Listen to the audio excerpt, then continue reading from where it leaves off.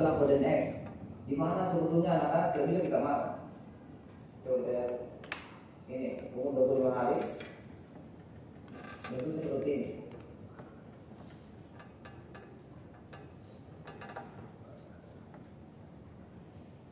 Nah, umur yang baru itu seperti ini, 25 hari. 35 hari, 40 hari, ya. Nah, 4 minggu ini jadi sudah bisa mendengar. Ini sudah bisa masuk data-data, sudah masuk dalam kandungan, sudah bisa masuk dalam Tuhan. 6 minggu. Nah, ini 6 minggu, 7 minggu, dan ini 9 minggu. Jadi sudah lengkap, dia sudah bisa ini, sudah bisa kita apalagi mendengar dengan baik. Data-data bawah sadar juga sudah tersimpan semua.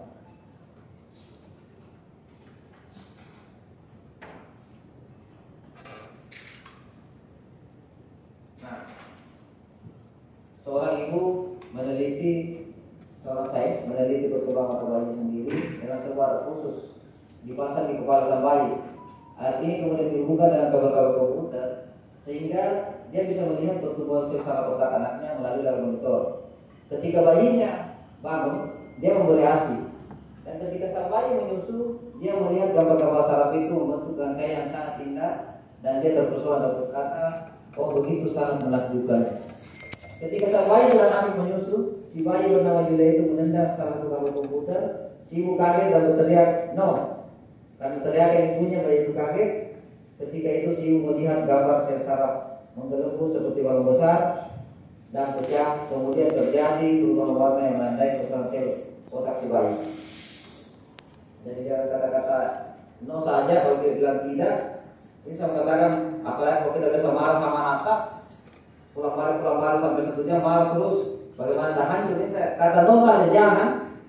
Satu kata saja seperti ini, 2 huruf no. Mungkin kesedihan ini hanya saya menangguhnya sebagai ibu sekaligus sebagai saintis. Saya menyaksikan saraf otak anak saya hancur oleh teriakan saya sendiri. Demikian diungkapkan oleh LSPSD, seorang pakar biologi atom sel di Sano Medical School Amerika Serikat. Ini ada punya waktu yang berbeda. Jadi bagaimana umur 1 sampai 6 tahun, saya kasih tahu bahwa itu kita sabar saja. Apa yang mau jangan marah, mau nakal mau apa, maka saat kita sabar sampai 6 tahun, maka 7 sampai seterusnya kita akan panen hasilnya.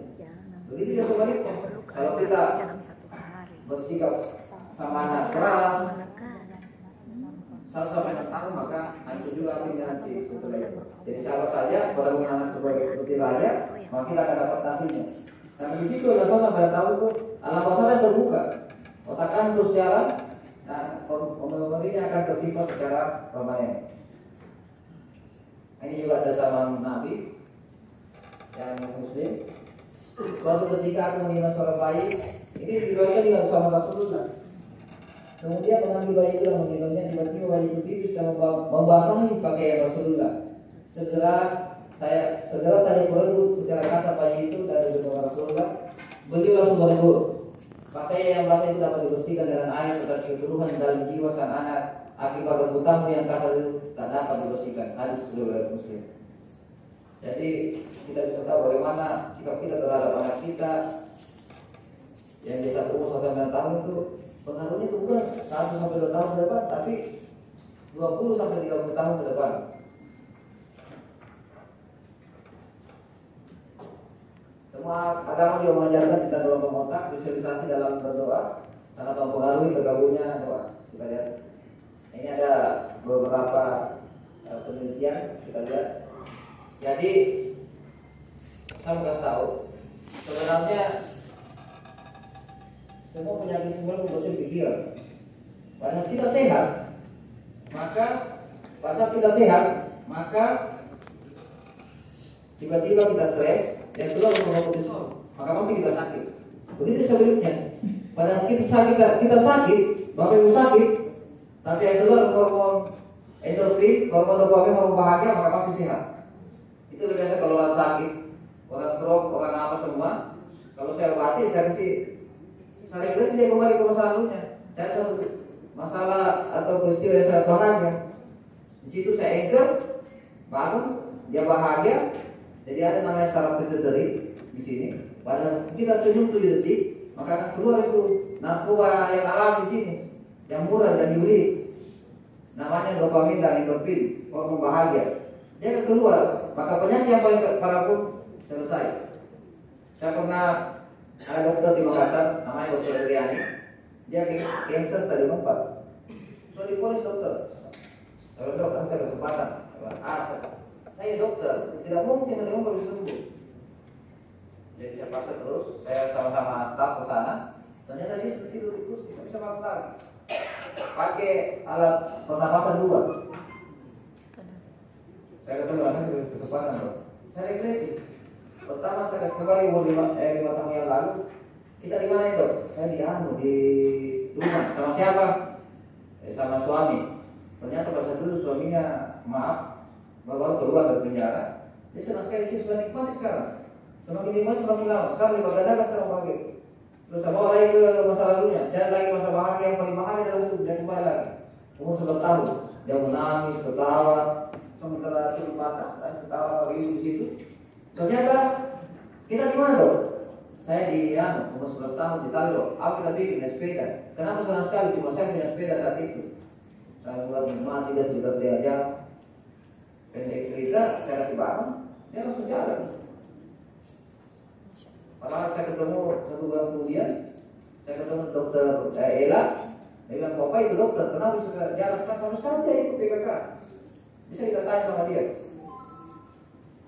Jadi pikiran, semua pikiran. Jadi yang bikin sakit itu kita pikiran. Kita dibatasi oleh pikiran kita. Saya mau cerita lagi sedikit tentang bagaimana pengaruh pikiran terhadap penyakit. Ada seorang laki-laki parubaya, dia masuk dalam ruangan postrok. Kita tahu postrok. Postrok itu mesin pendingin, mesin es. Tahu?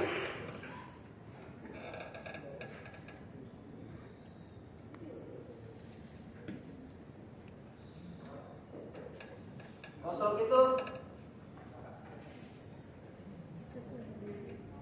tes ya. Postrok itu mesin pendingin, dia masuk.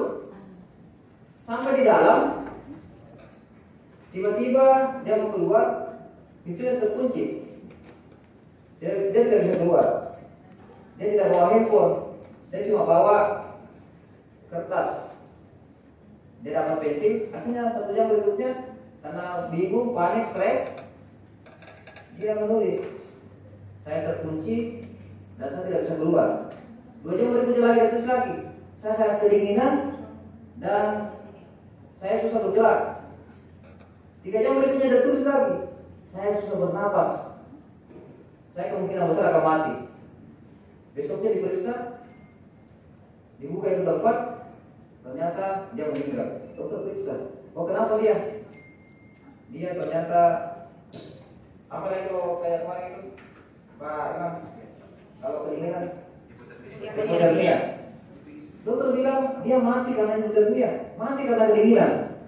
Setelah dikubur, diperiksa. Ke tempat.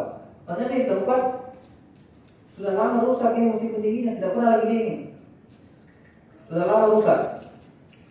Tapi kenapa dia bisa mati karena kedinginan? Karena pada dia berpikir kalau stres, apa yang di bawah sadar bahwa postrok itu dingin, maka muncul dingin. Siapa yang tulis dokter? Namanya dokter, ini siapa lagi? Dokter Yuyun, kepala puskesmas Tawaringan. Dia bilang enggak. Jadi saya bilang, tanganmu yang sebelah kanan panas, tanganmu yang sebelah kiri itu tabe mic masih nyala, yang di stang mic ya. Tanganmu yang sebelah dingin, sampai dinginnya itu hampir meledak, putih, yang ini merah. Bayangkan itu. Terapi ya. Pikiran itu bisa membuat sesuatu. Ternyata dia meninggal kedinginan, padahal postroknya tidak berfungsi lagi. Bayangkan itu pikiran. Saya kasih satu lagi cerita, yang terakhir ceritanya. Ada 2 orang, ada seorang, karena dia sakit dadanya. Hati-hati dia bu, kalau asal lambung itu biasa itu tidak berbeda dengan jantung itu. Iya, Dia sudah bisa lambung ke jantung. Karena sama penyebabnya sama juga tempatnya. Stres tuh. Jadi dia sakit. darahnya, dia ke dokter periksa. Kayak mungkin ada dia rasa, dia ke dokter. Setelah di lab, artinya ternyata dokter bilang kamu jantung dan kemungkinan 1 bulan lagi meninggal. Artinya dikasih jaga gitu.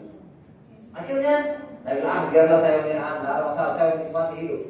Karena dia suka softball, akhirnya dia lomba softball. 1 bulan kemudian lomba softball. Setelah lomba softball, dia menang, dia juara 1. Setelah itu dia meninggal. Setelah diperiksa dokter, dia meninggal karena jantung. Setelah dikubur, tiba-tiba dari rumah sakit datang surat. Ternyata dia waktu dia periksa dua sama temannya. Ternyata hasilnya tertukar. Yang jantung itu temannya, dia tidak apa-apa, sehat. Kenapa seperti itu? Karena dalam pikirannya, hebatnya lagi, temannya ini masih hidup, yang jantung itu. Kenapa seperti itu? Karena di pikirannya itu selalu berpikir, jantung ini, dan ya sudah periksa, masih jantung. Begitu akan kita pikirkan dalam diri kita, karena kayak apa demam ini, maka saya untuk kita melemah, metabolisme kita melemah, karena kita tahu kan. Jadi pikiran yang penyakit pikiran mempengaruhi fisik. Saya perhatikan satu contoh yang bagaimana itu fisik benar-benar dari kata-kata.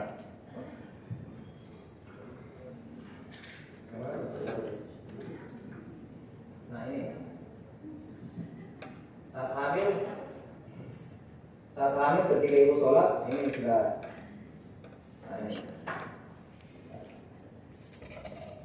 Nah 10 hal yang bisa ini fundamental, ini harus kita urutkan. 10 hal yang bisa mengakibatkan fundamental itu pengulangan, repetisi, diulang-ulang terus, akhirnya masuk di fundamental untuk temponya itu, maka kita akan ingat seperti Al-Fatihah, kita ingat terus sampai setiap hari.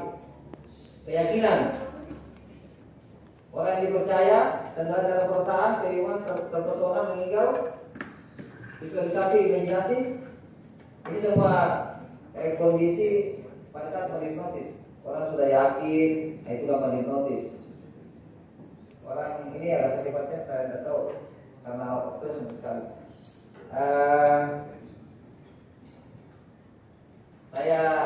Kita coba dulu. Saya sudah ceritakan tentang bagaimana pikiran mempengaruhi itu. Saya bantu dulu.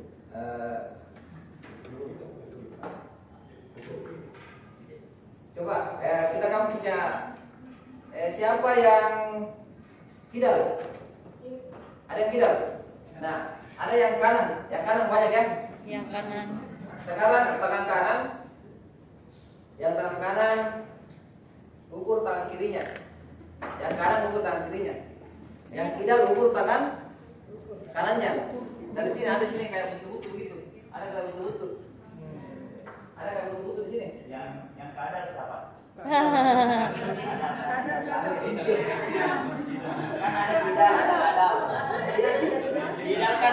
Apanya yang dicek? Ini bukan dihipnotis, saya bukan belum Apanya yang diperiksa? Butuhnya. Kalau yang ada ukur tangan kidalnya.